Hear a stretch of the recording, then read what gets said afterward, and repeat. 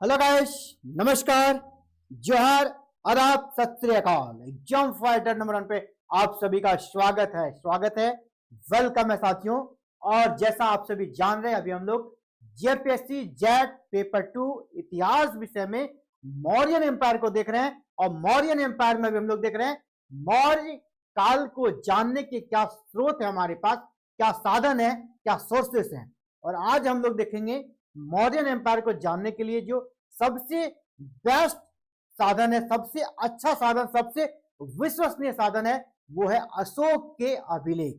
तो अशोक के अभिलेख के बारे में जानेंगे साथियों। और अशोक के अभिलेखों को हम लोग 3 भागों में बांट कर देखेंगे: शिलालेख, स्तंभलेख और गुहालेख। ठीक है, ये 3 उनके अभिलेख हैं। इन तीनों को अलग अलग कैटेगरी में डिटेल से देखेंगे, क्योंकि जेट का एग्जाम है, डीपली प्रश्न आएगा, तो उसी लेवल का आपको पढ़ाई करना है साथियों। ठीक है, डीपली आपको पढ़ना पड़ेगा। तो सबसे पहले शिलालेख। तो शिलालेख को 2 भागों में बांटा गया है। और अगर आपने पिछला वीडियो नहीं देखा, देख लीजिएगा, प्लेलिस्ट में अवेलेबल है, जहां पे हमने जो साहित्यिक स्रोत थे उसको हमने देखा है। ठीक है, साहित्यिक स्रोत का क्लास हो चुका है, आप प्ले लिस्ट में जाकर देख सकते हैं, कल ही क्लास अपलोड हुई है।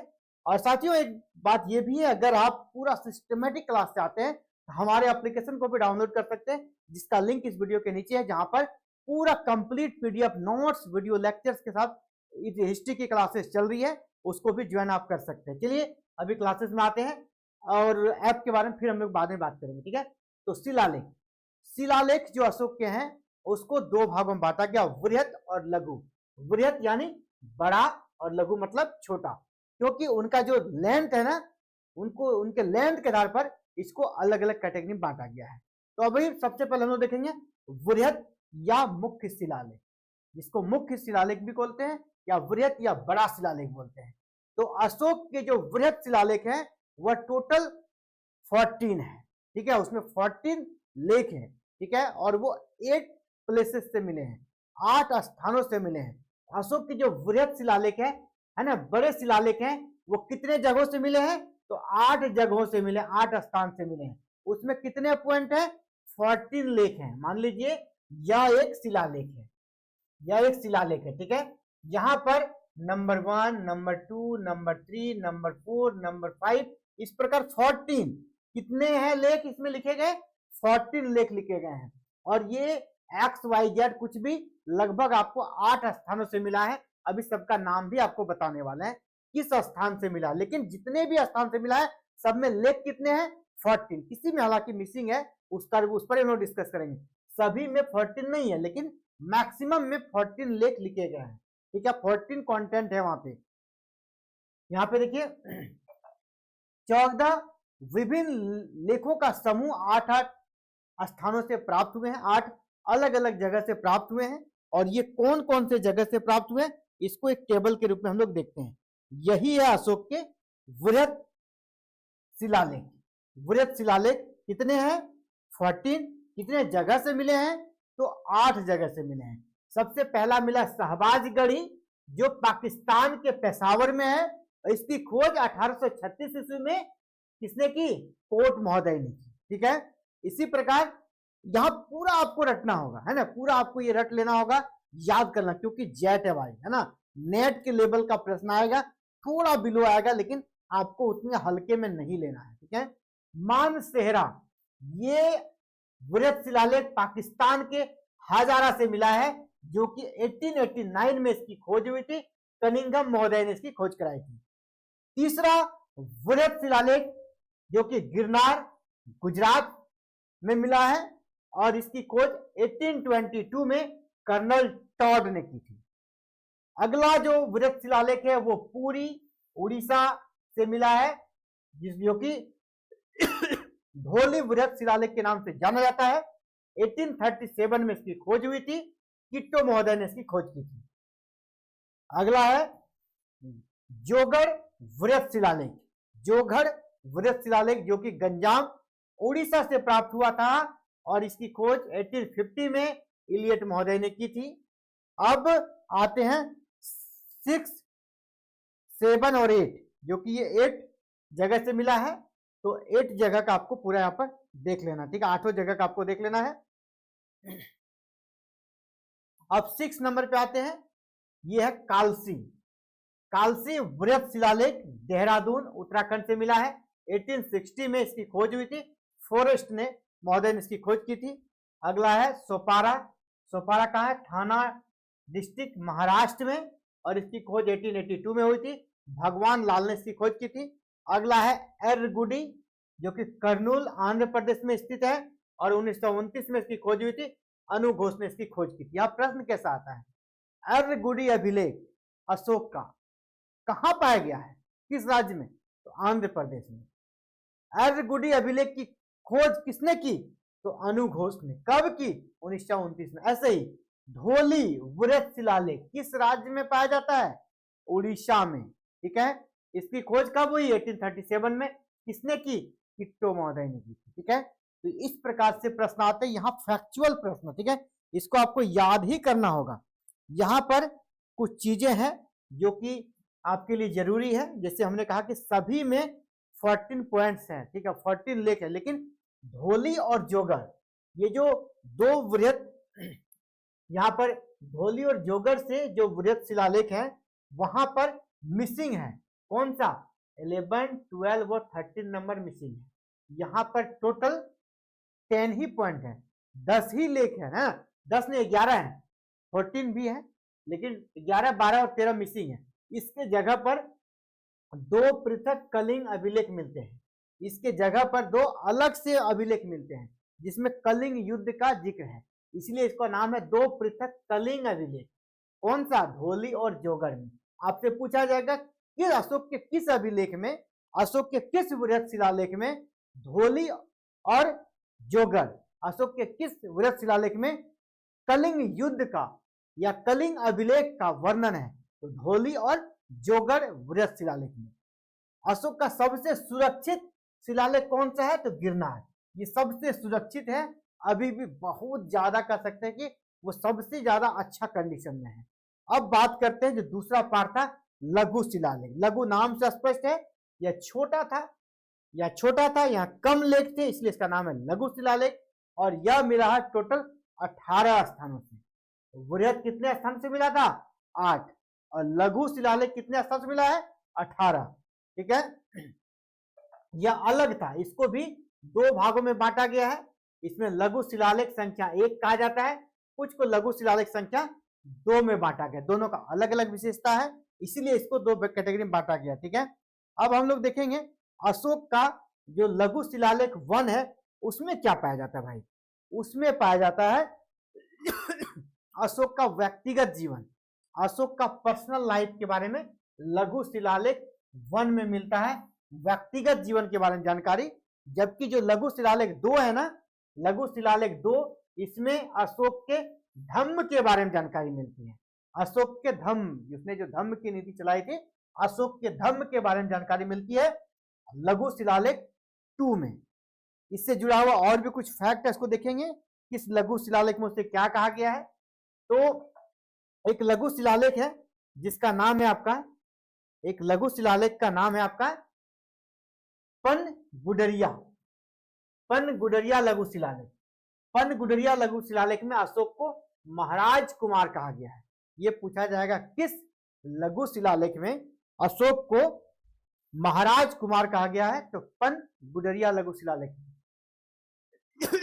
ये सब कुछ पॉइंट है जिसको आपको याद करना चाहिए। ठीक है, इसके अलावा कुछ इंपॉर्टेंट है, जैसे आपका भाब्रू शिलालेख जो आपके लिए जरूरी है। भाब्रू शिलालेख, भाब्रू शिलालेख में अशोक जो है ना वह खुद को क्या कहता है कि मैं बौद्ध हूं।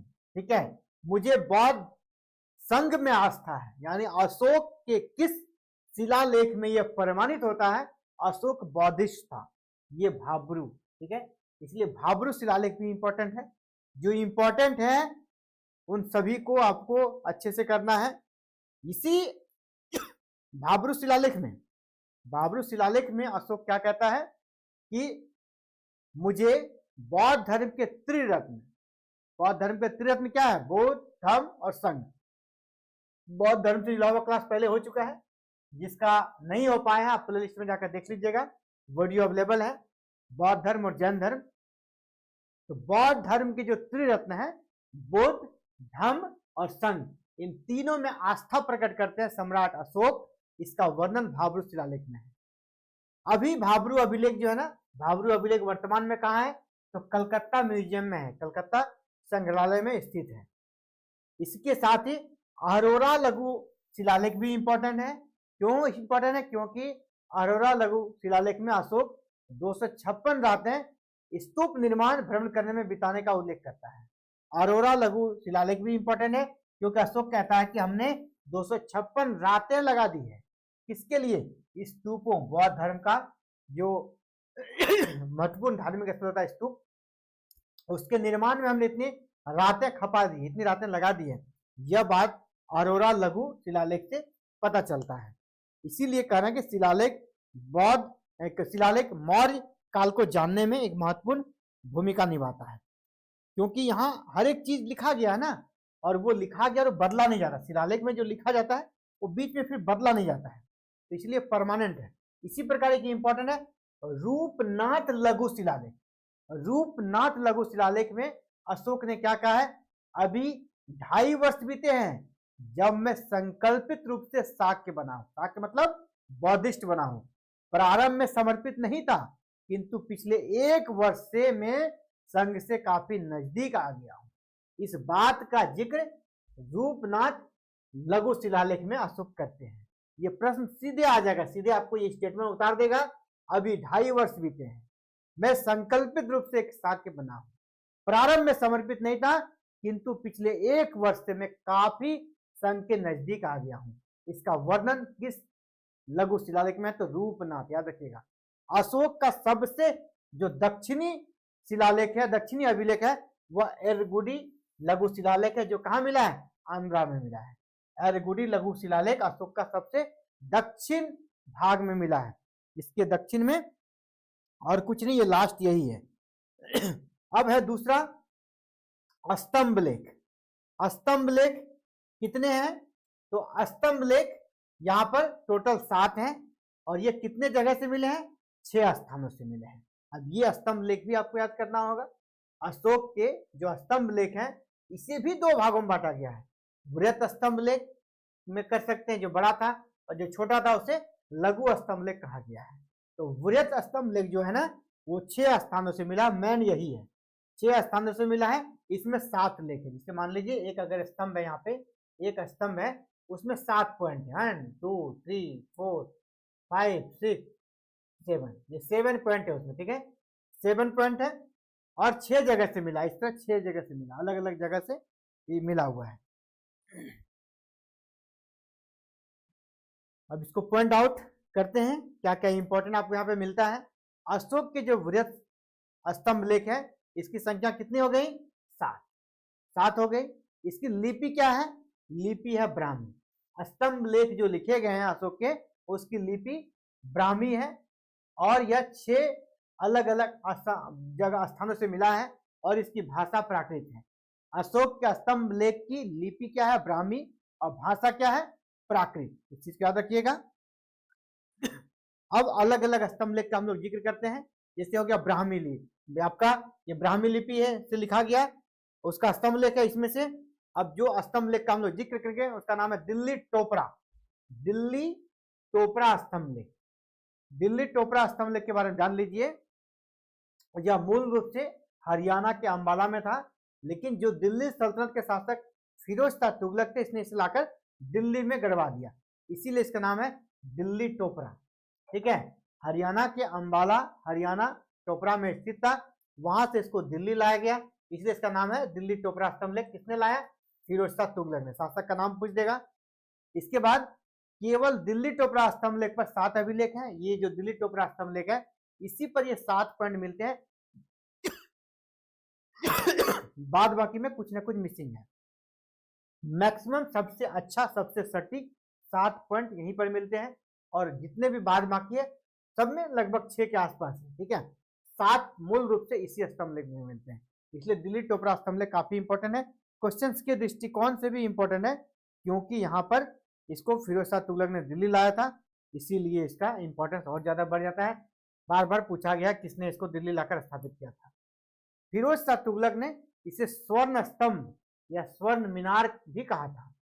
दिल्ली टोपरा स्तंभ लेख पर ही जो शासक थे विग्रहराज चतुर्थ, विग्रहराज चतुर्थ के भी 3 लेख उत्कीर्ण है। मान लीजिए स्तंभ लेख क्या होगा, एक शिला है, उस पे जो शासक थे अशोक, उसने अपने 7 लेख लिखवाए थे और उस पर से फिर 3 लेख अन्य दूसरे शासक विग्रहराज चतुर्थ ने भी लिखवा दिया है। ठीक है, विग्रहराज चतुर्थ ने भी लिखवा दिया है, इसीलिए ये काफी इंपॉर्टेंट है दिल्ली टोपरा स्तंभ लेख।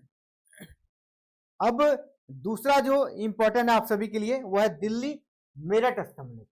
दिल्ली मेरठ स्तंभ लेख, और यह भी मेरठ से दिल्ली लाने का काम किया था फिरोज शाह तुगलक ने।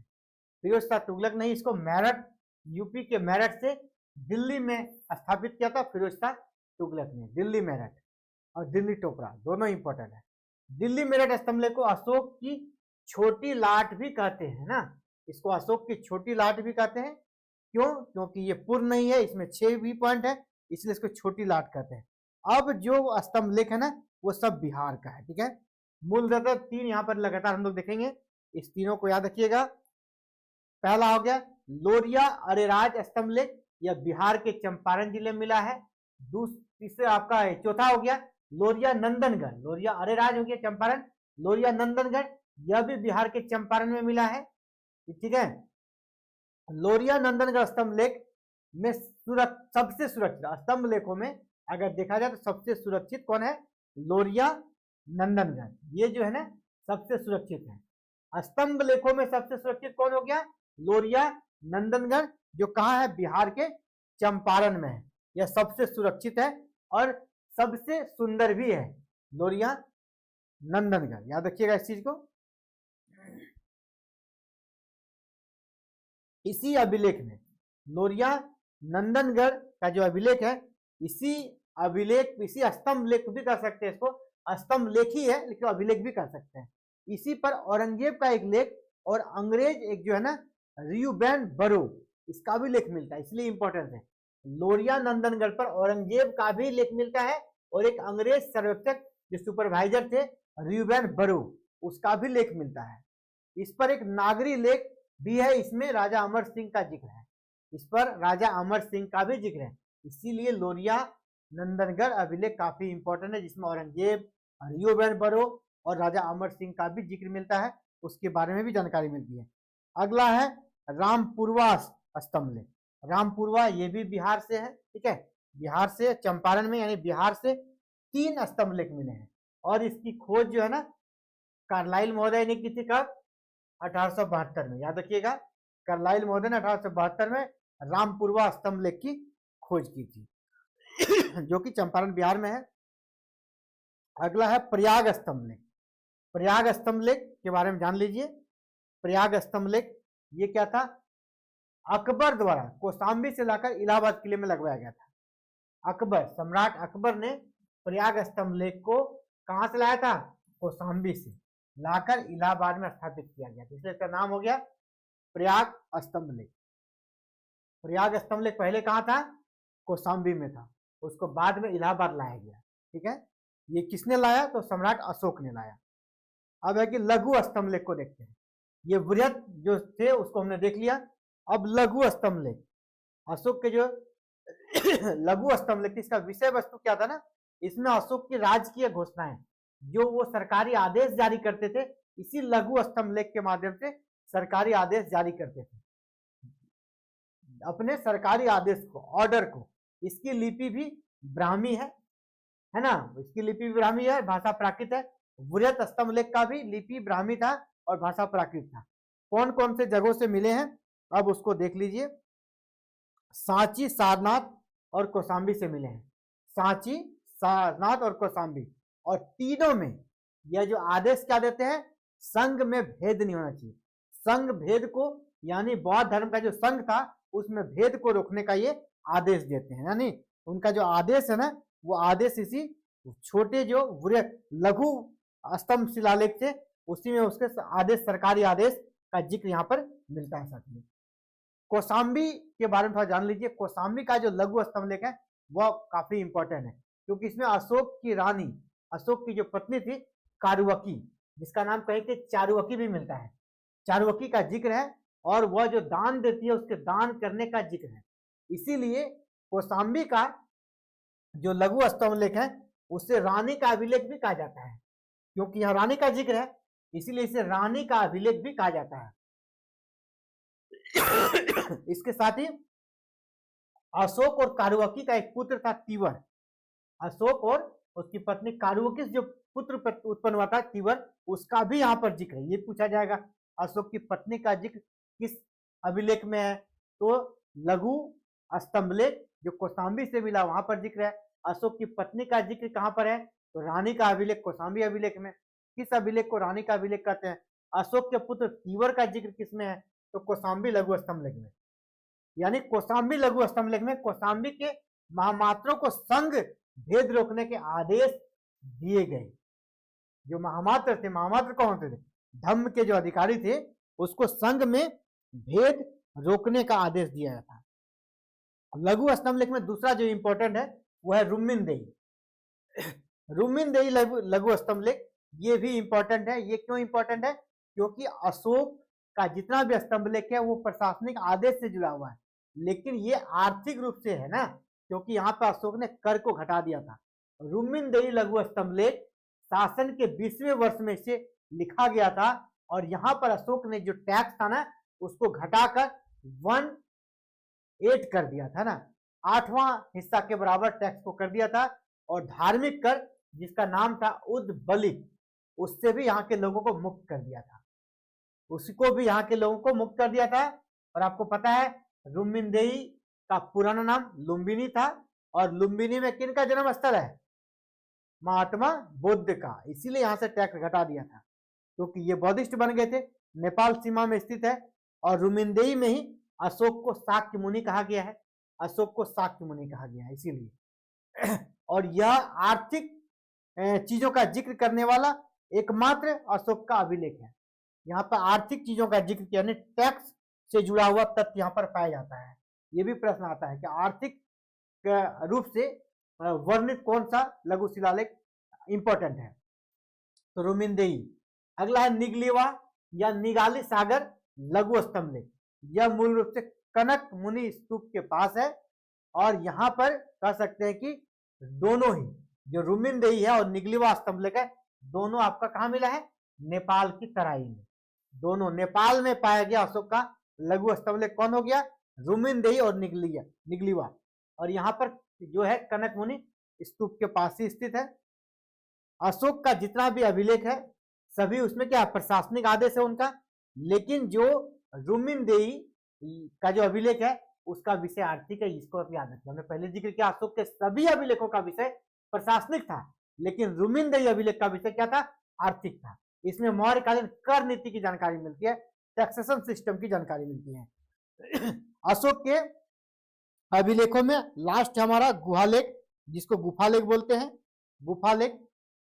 गुफालेख। और यहाँ पर भी इसकी लिपि ब्राह्मी थी और भाषा क्या था? प्राकृत। और यह कहाँ पाया गया है? बिहार के गया जिले में बराबर पहाड़ी में, वहां पर अशोक के गुहालेख पाए गए हैं, यानी गुफालेख है ना, गुफालेख। और यह किसके लिए बनाया था उसने? जो आजीवक संप्रदाय के साधु थे, जो आजीवक संप्रदाय के साधु थे उसके लिए उसने बनाया था, आजीवक साधुओं के लिए बनाया था, और उसके निवास के लिए बनाया था। इसका अलग अलग नाम दिया था, 3 गुफा बनाया था, तीनों का नाम अलग अलग था, कर्ण चौपार, सुदामा और विश्व झोपड़ी। गया जिले में था ये आजीवक संप्रदाय के साधुओं के लिए। एक और भी गुहालेख मिला है, हालांकि उसको अशोक ने निर्मित नहीं कराया था, उसका जो पोता था ना दशरथ, उसने बनाया था। एक है नागा अर्जुनी गुहालेख। नागा अर्जुनी गुहालेख भी मिलता है जो कि मौर्य कालीन है, लेकिन इसको अशोक ने नहीं बल्कि उसके पोते दशरथ ने बनवाया था। अशोक का यहाँ पर थोड़ा मिसिंग है, याद रखिएगा। मैं बता दूं यहाँ पे बातें क्या कही गई है। अशोक के जितने भी अभिलेख है उसमें उसका नाम क्या मिलता है? देवनाम प्रिय। नाम क्या मिलता है? देवनाम प्रिय। लेकिन ये जो आपका मास्की है, गुर्जरा है और नेटूर, ये 3 अभिलेख ऐसे हैं जहां पर अशोक का नाम अशोक मिलता है ना, यहाँ सम्राट अशोक मिलता है, बाद बाकी सब में देवनाम प्रिय मिलता है। तो अशोक, सम्राट अशोक का नाम किस अभिलेख में मिलता है अशोक, तो वो मास्की, गुर्जराव और नेटुर में। ठीक है, यहाँ कुछ अलग चीजें लिख गई है, उसको माइंड नहीं करना, सिंपल ये समझना है अशोक का नाम अशोक किस अभिलेख में मिलता है, तो मास्की, गुर्जरा और नेटुर में, जबकि अन्य अभिलेखों में उसे क्या कहा गया, देवनाम प्रिय कहा गया है।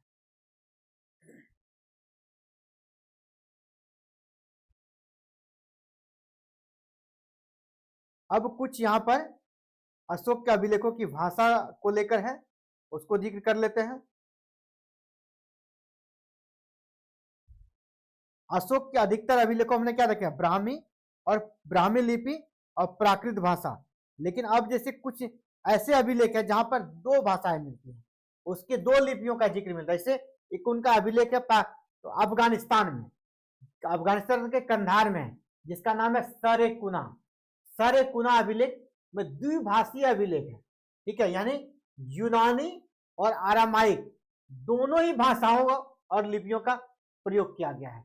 अशोक का द्विभाषाई अभिलेख कहाँ मिला है, सरेकुना कंधार अभिलेख, ठीक है।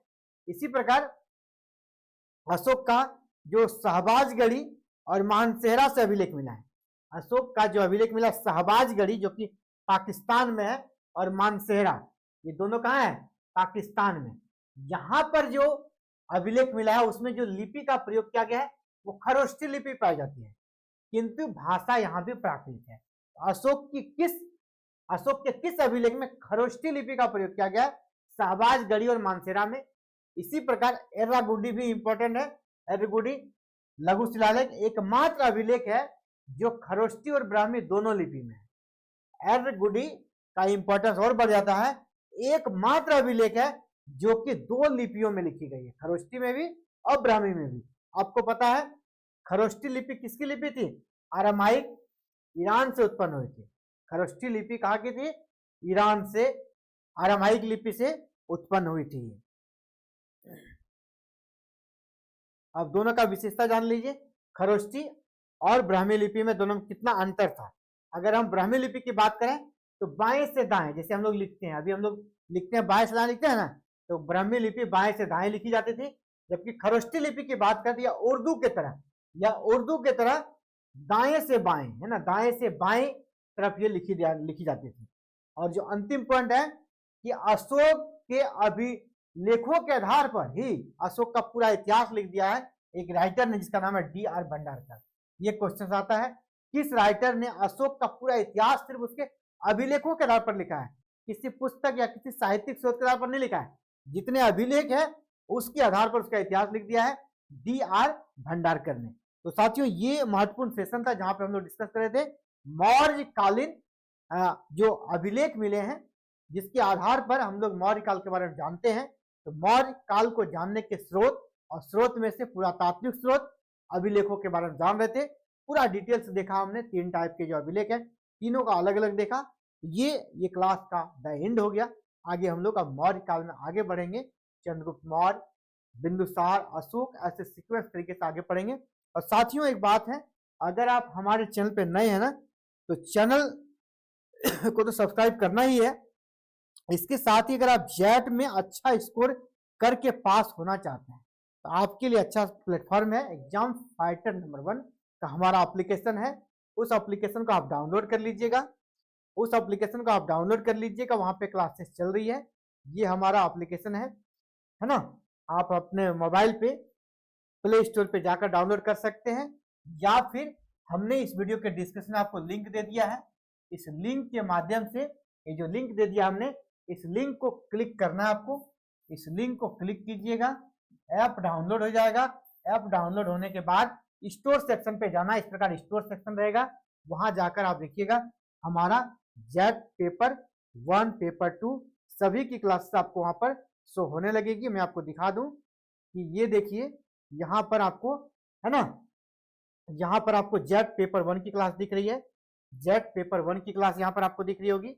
ये जेट पेपर 1 है, जेट पेपर 2 हिस्ट्री है, जेट पेपर सोशियोलॉजी है।